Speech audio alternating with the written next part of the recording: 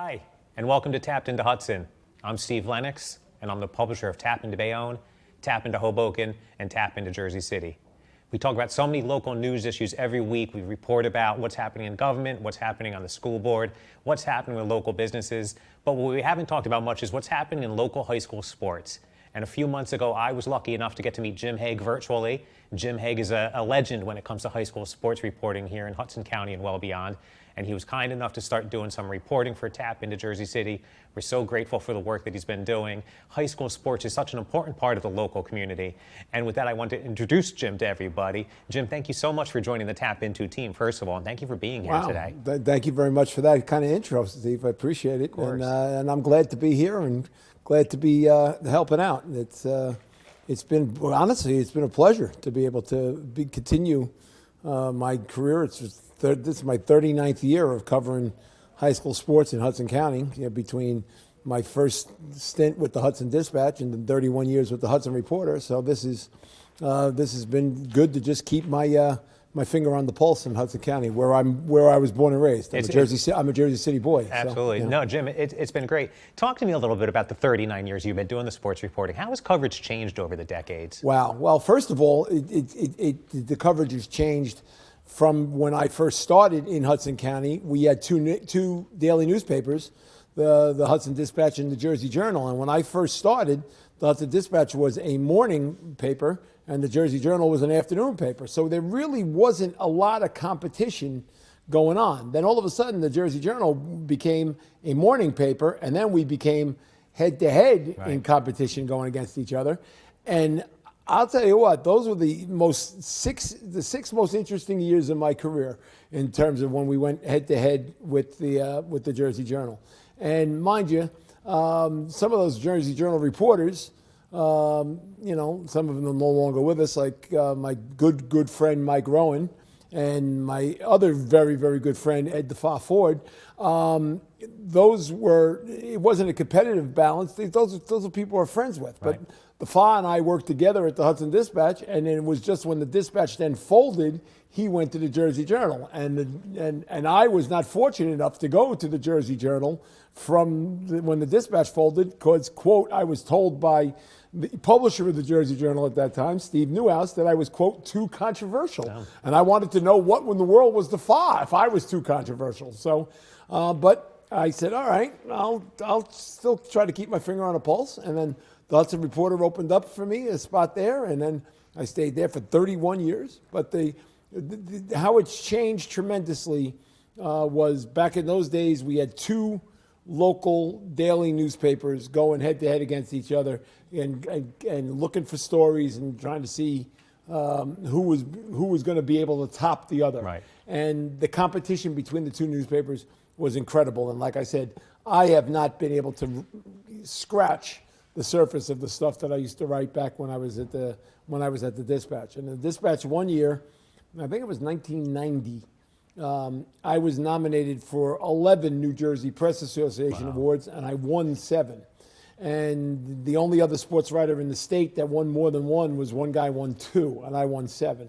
So I was like, wow, am I really that good? But then the Dispatch promoted it by saying, we've got New Jersey's top award-winning sports writer here in Hudson County, and my picture appeared on buses, and Hudson Park used to have this video message board right there at 38th and Kennedy Boulevard, and no, I guess that's not 38. I guess it was like 32nd, across the street from where Sears was, and I remember like sitting there at that intersection one day, and I looked over and I saw that video message board, and I said, that looks a hell of a lot like me. And then all of a sudden it said, you can read Jim Hague on the pages of the Hudson Dispatch. I went, oh my God, it is me. So things have changed tremendously because the Jersey Journal, for some reason, rarely covers high school sports now, which I don't understand. And the Hudson Reporter has no sports at all. So, I mean, that's why I'm very fortunate to have your organization to be able to pick up the ball and continue covering high school sports, because I truly believe that it's a font of great stories, of great interest. I think that the kids want to see their names in print. Right. The parents definitely want to see the kids' names in print. And more importantly, they deserve to get the recognition because they really do play hard and they bust their tails. And if they're not getting any kind of recognition at all, how do they know whether or not they're doing a good job? So, and beyond that, Jim, I mean, first of all, I believe it was 20 stories you did for us in October. All of them correct. Tremendous. All of them well read. And we probably could have done double that number. But as you said, nobody else is doing it anymore. Right. Now for TAPinto, sports has become sort of a calling card for our franchise all across New Jersey. So I'm glad to have been able to pick it up here in Jersey City. But as you said, people want to read about their kids. The kids want to read about themselves. These scholar athletes are doing tremendous work in the classroom. Then they're taking it out, this season onto the gridiron. And it's so important, I think, that they get that recognition. And Jim, we're going to take a quick break now, but when we come back, I want to talk a little bit more about getting the kids their recognition and just how impactful it is for them. No problem. Thank you so much for tuning in today. We have Jim Hague with us. He's our newest reporter at TAPinto Jersey City. Thank you. Burns Brothers Memorials, Monuments, and Markers, 787 Tunley Avenue, Jersey City. Hudson County's only monument maker, serving all faiths and cemeteries. Design, studio, and large inventory on site. Cemetery inscriptions and custom orders welcome. Burns Brothers Memorials, Monuments, and Markers, 787 Tunley Avenue, just south of Secaucus Road. Craftsmanship that will last for all eternity. Burns Brothers, Jersey City, Albert H. Hopper, North Arlington. Visit us on the net. Introducing the all-new Ford Maverick. A truck for people who do stuff. And people who make stuff. People like Gabrielle Union. I make this look good, don't I? Who haul whatever they want to wherever they want. Like wood to build things made of wood with. And friends to get weird with. It's for long trips that the standard hybrid engine with a targeted EPA estimated city fuel economy rating of 40 miles per gallon helps with. That an 8-inch touchscreen connects with. And any trip that this interior makes more comfortable. But we'll let Gabrielle tell you all about it. Or I could just tell them it's a Ford truck that starts at less than $20,000 MSRP. Yep, that works too. The all-new Ford Maverick, built to defy expectations.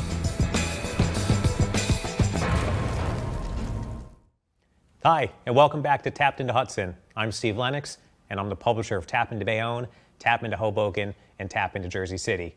We have with us today Jim Hague. Jim Hague is our newest reporter at TAPinto Jersey City. He's covering high school sports for us. Jim has been doing this for 39 years across Hudson County. I don't think there's a name more well-recognized with high school sports coverage than Jim. Jim, I think like most of our local coverage, whether it's news or business or community events, there's good stories and there's not so happy stories, but they're all very meaningful. And a particular story that you wrote about a few weeks ago was the tragic death of Coach Robert Arena at Schneider High School. He was the cross-country girls coach, beloved as the way you told the story, and he just passed away suddenly. But then something almost miraculous happened Saturday, 9 days after his death. Why don't you talk about that a little bit? It's really, truly amazing. First of all, Coach Arena, who I became very friendly with over the last couple of years, turned around. Now, at one point, way back when, Snyder had a great track and field program, and then it went absolutely dormant. Like they had maybe 3-4 participants, and they didn't win anything at all. Arena first was hired as the assistant coach. He gets promoted to become the head coach. And then once he takes over, he then goes to the grammar school where he's working and starts getting kids saying, hey, you want to come out and want to run? And lo and behold, he started to get some great runners. And he had a couple of years ago, he had Alicia Campbell. I say Alicia all the time, but it's Alicia Campbell, who's now at Rutgers, and she was the Hudson County Athlete of the Year 2 years ago. And she was an incredible athlete. And then had a girl last spring who became the all-time Hudson County record holder in the triple jump and in the long jump, and never participated in track and field at all before. So this cross-country season, I think, was going to be a culmination of Robert Arena's hard work.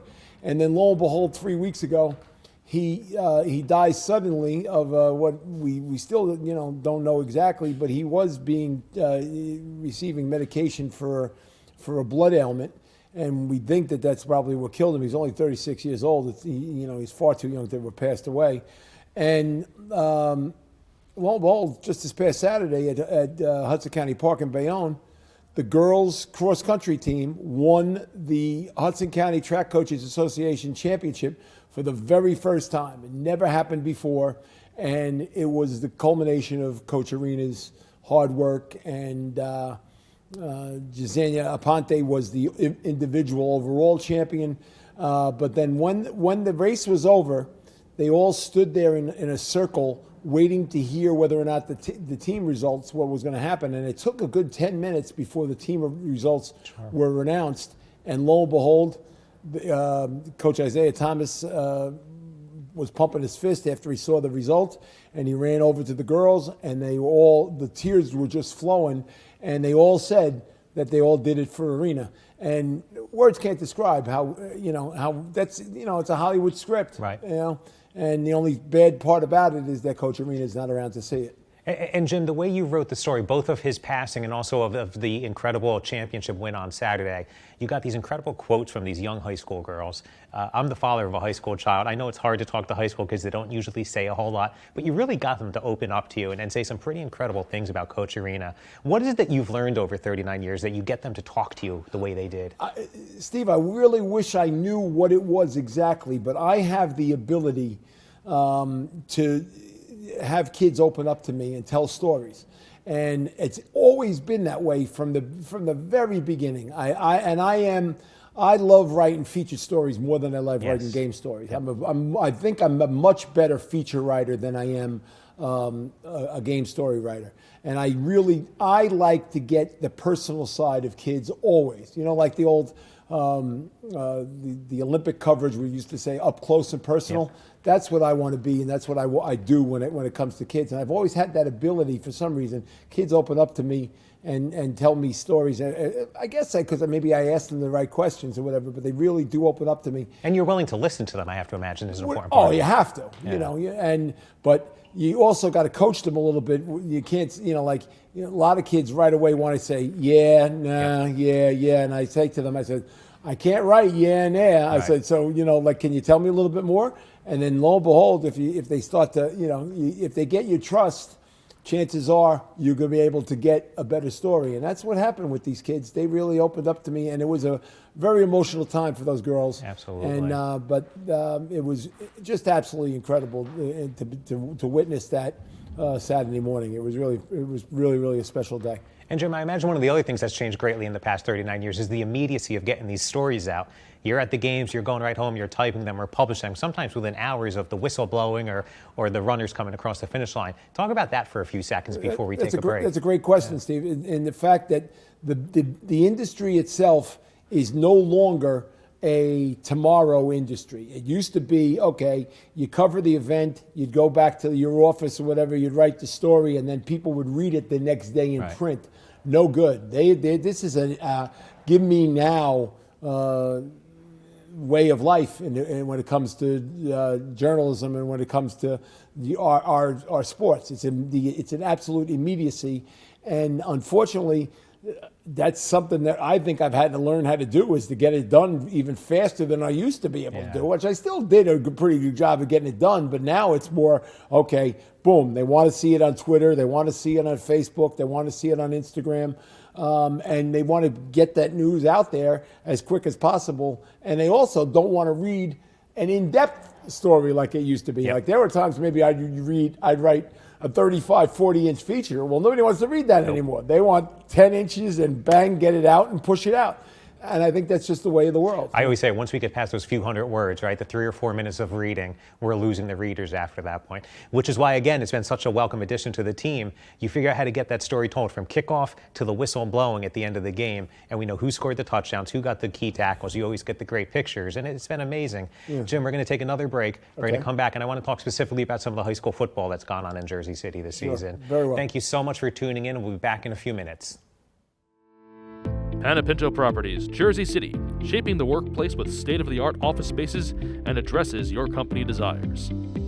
Building residences that define your home environment, adjacent to all modes of transportation with on-site parking available. The right address, the right lease. Call 201-521-9000 or visit online at panapintodevelopment.com. Panapinto Properties, building Jersey City for everyone.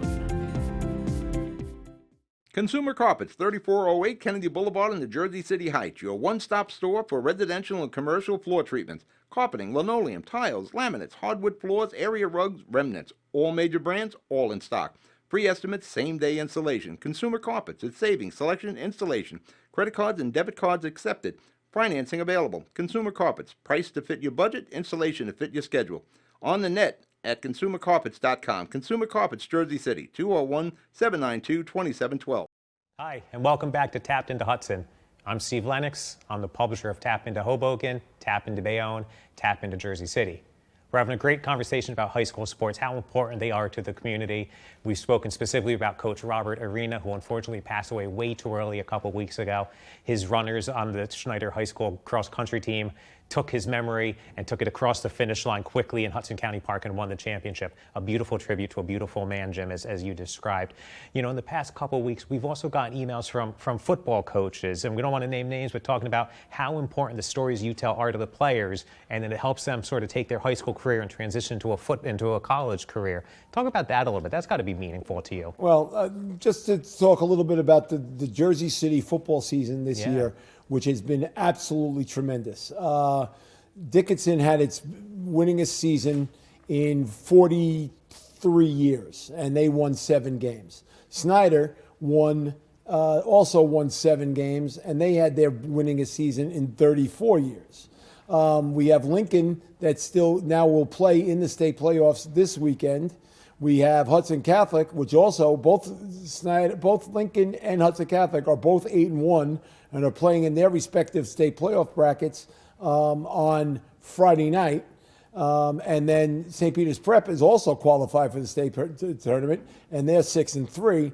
But 8-1 Lincoln, 8-1 Hudson Catholic, 7-2 Dickinson, 7-2 Snyder. That's never happened before in my 40 years of covering sports in this county. It's been just absolutely a tremendous year for for Jersey City high school football. Jim, you rattle off these statistics so easily. They roll off your tongue. 7-1, 8-2, 40 years. How is it that you developed this memory? I mean, this is amazing to me.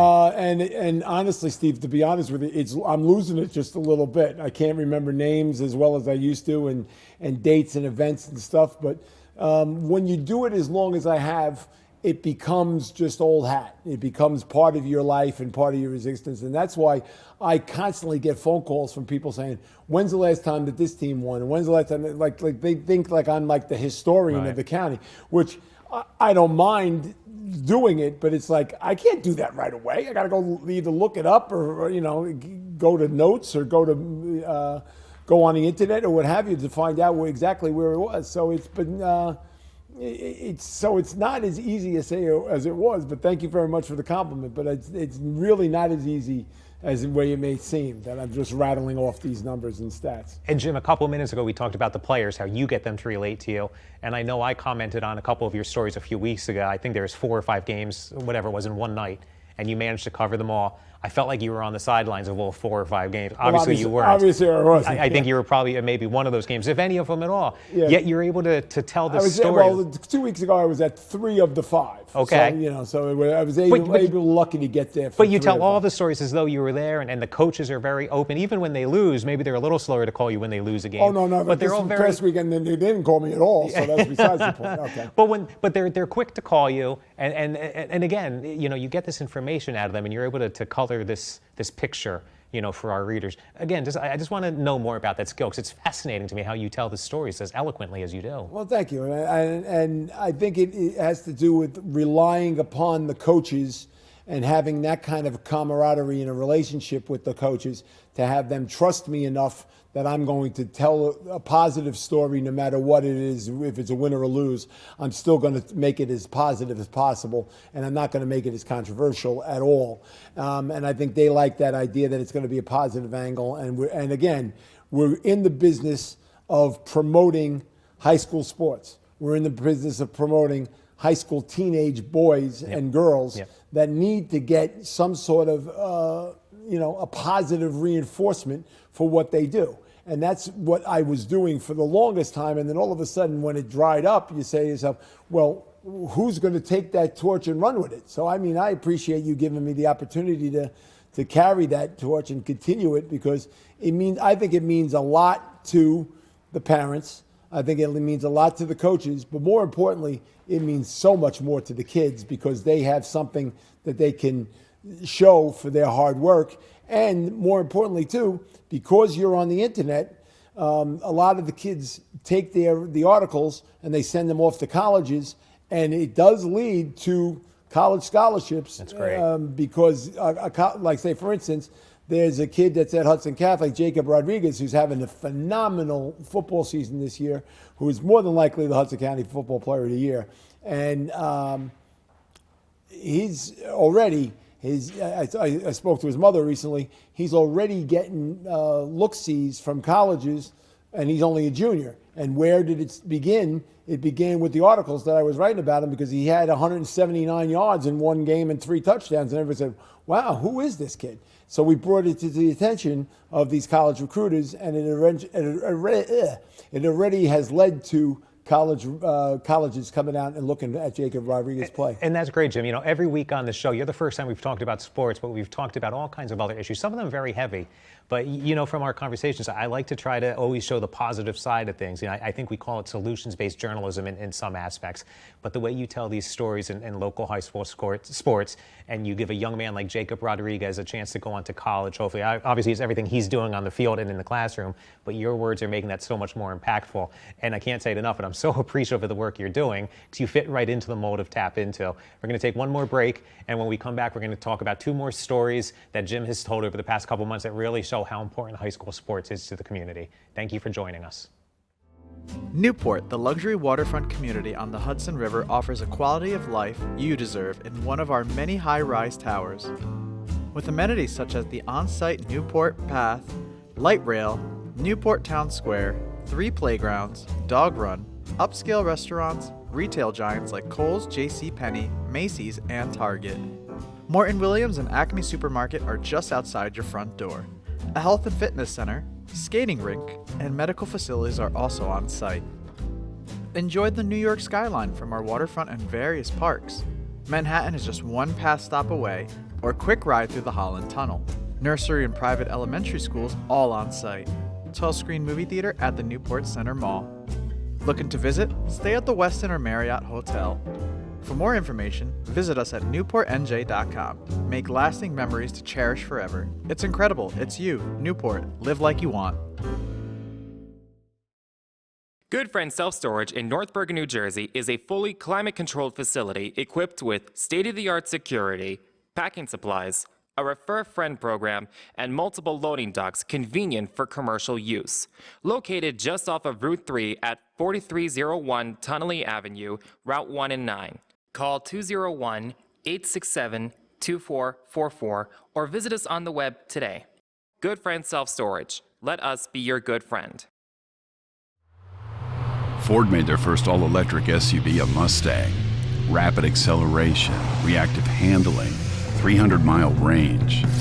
You control how it feels and how it sounds. It knows you. It dials into your preferred settings. It has an array of driver assist technology. Cameras and sensors enhance your awareness and provide you with additional control. But it's more than cutting-edge technology. It's the spirit of it.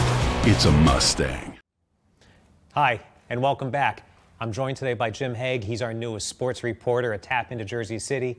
Jim, in the next 4 minutes, I want to talk about 2 special stories you've told in the past couple of months. First one is about Faith Bethia. She's an amazing high school athlete at Schneider High School. Got introduced to the triple jump by Coach Arena, I believe you described. That's correct. And did tremendously. You wrote the story. She didn't even know what the triple jump was when they asked her to do it. And she had no clue. And in her 3rd event ever in track and field, she broke the Hudson County record in the triple jump, and then she also did the long jump and set the school record in the long jump in that same track meet, and she ended up winning both the county and the state championship in the triple jump, and she also won the county in 3 events, the triple jump, the long jump, and the 200-meter dash. Just an incredible out of the woodwork event, and she's going to be somebody to watch come in the indoor track season, and then especially in the spring when they go outdoors. And beyond the spring, she's a junior this year, I believe. She's a senior this year. So beyond her senior year, what does a story like yours mean for somebody like Faith Bethia? Not just the story, but the accomplishment she's created. Where does this take her? Well, there's no question. It's already led to her getting college scholarship offers, and I know one of them is Rutgers in New Brunswick. Is very, very high on Faith, and so who would have ever thought? I mean, she was just strictly a volleyball player, and who would have ever thought that she'd end up being a college scholarship athlete? And that's where she's headed. There's no question but that come June, she'll have a litany of colleges that she can choose from. And who knows, she may end up at Rutgers to be with her former classmate and teammate, Alicia Campbell. That's and I said great. it right time this time, Alicia Campbell. And this is something, of course, that other classmates, other students can look at and aspire to as well, and younger students, and they realize that sports can be a ticket to great things for them, even in a place like Jersey City, where sometimes they think, wow, I'm in this tough high school, it's really rough and tumble, but there's opportunity beyond Jersey City, and these are the kind of positive stories that we love to tell. There's no question. They're out there. There's no question. And chances are that the colleges will find you as long as you keep competing and keep doing well. Good. The other great story was Alberto Vazquez. He's a Jersey City police officer. I believe he was just promoted to the rank of sergeant. Correct. And he's also been coaching Hudson Catholic baseball for the past number of years. Correct. He resigned from that position to continue to serve in the police department, but his resignation drew a lot of sadness because he was beloved. I mean, talk a little bit about Alberto's role as a coach. Well, Bert and I've known Bert since he was 14 years old when he played for a team called the Jersey City Stars of Tomorrow when I was first introduced to him. And he ended up having a great career at Hudson Catholic, then went on to Rutgers and had a great career there, and then became a professional. He played for the New Jersey Jackals for a couple of years. So when Bert became the head coach at his alma mater, everybody thought that he was going to be there forever and ever and ever. And then all of a sudden this promotion comes out with his full-time job as the Jersey City police officer.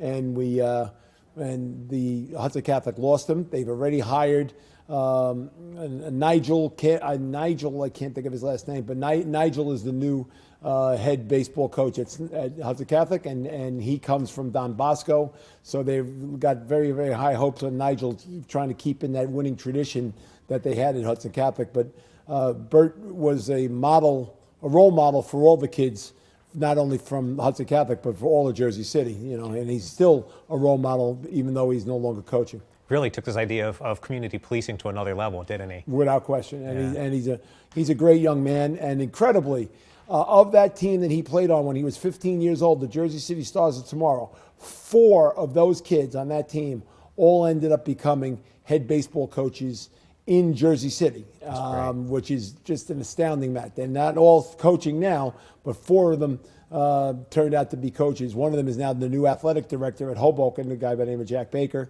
And then the other one's Ron Hayward and Danny Suarez, and of course Alberto Vazquez. 4 from the same Jersey City youth baseball team, all becoming head baseball coaches. Was incredible. What a great way to be able to give back to the community, though. Jim, this has been such a wonderful conversation. I think we could probably talk sports for hours upon hours. I know you certainly could. I would love to. But again, it's been a pleasure having you as part of the TAPinto team. I'm glad you're sticking around. We're looking forward to the winter season and how that's going to shake out in Jersey City and beyond.